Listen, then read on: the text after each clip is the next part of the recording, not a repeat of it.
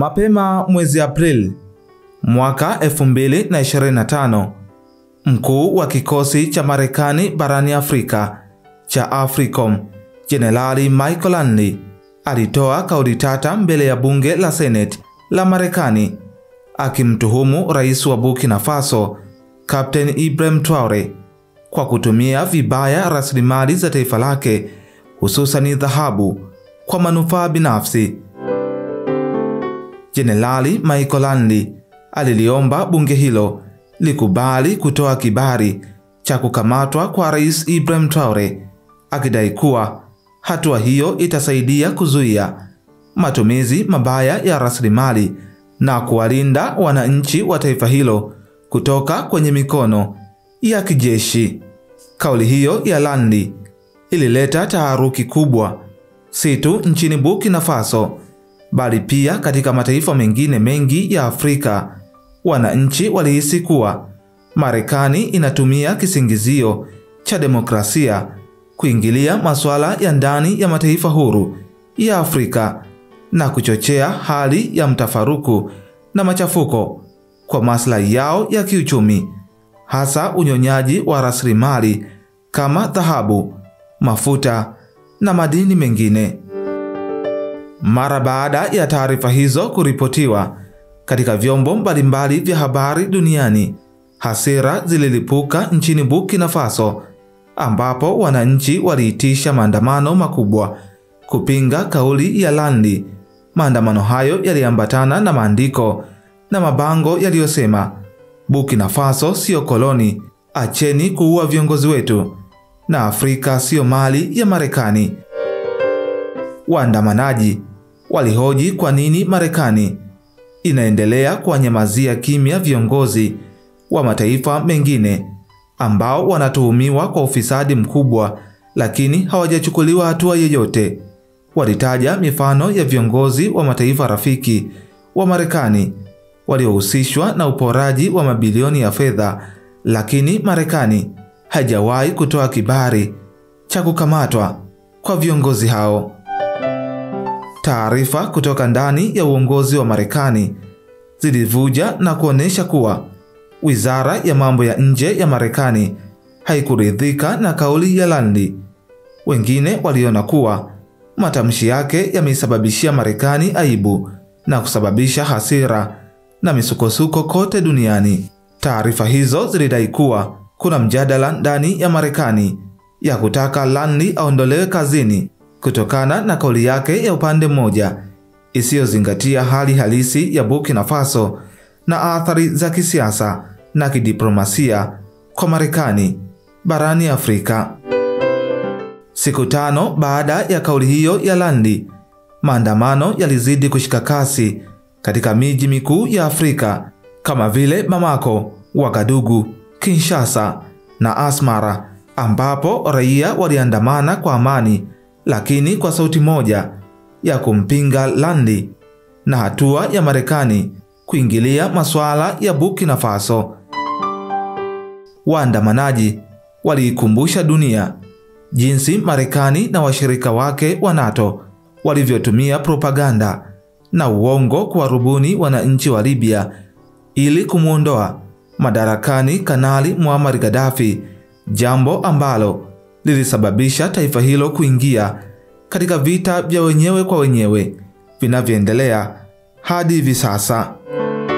Taarifa zaidi kutoka vyombo vya habari vya kimataifa viliripoti kuwa baadhi ya wabunge wa Marekani walitoa matamshi ya kumtetea Langley, lakini walizidiwa nguvu na wingi wa wakosoaji waliotaka achukuliwe hatua za kinidhamu kwa kukiuka misingi ya kidiplomasia.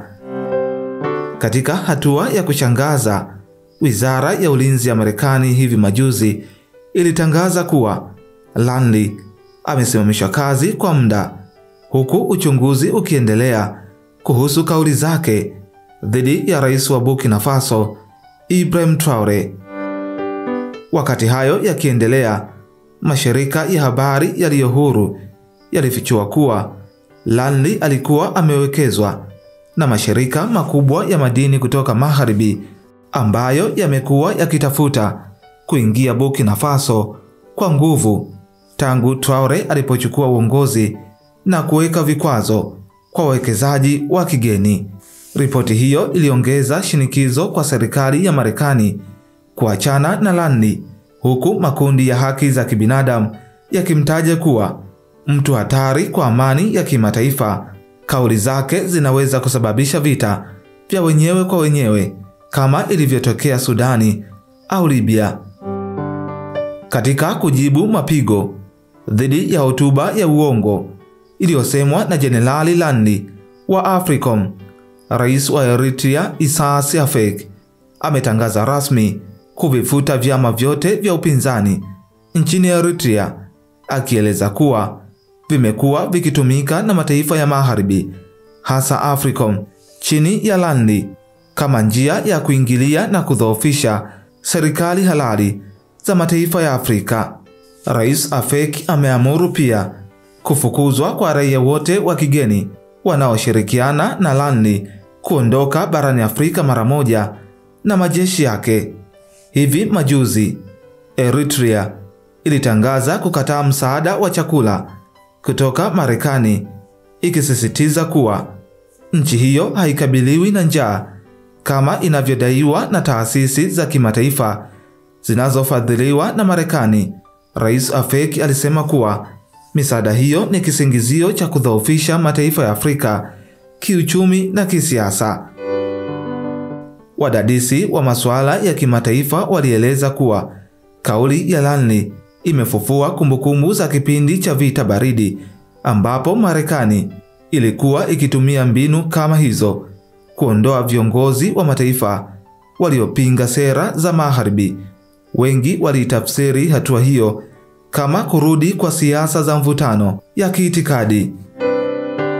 Rais Traore katika hotuba yake kwa taifa alikanusha vikali tuhuma hizo zilizotolewa na Landi na kusema kuwa yeye ameapa kulinda rasilimali za taifa lake dhidi ya waporaji wa ndani na wa nje.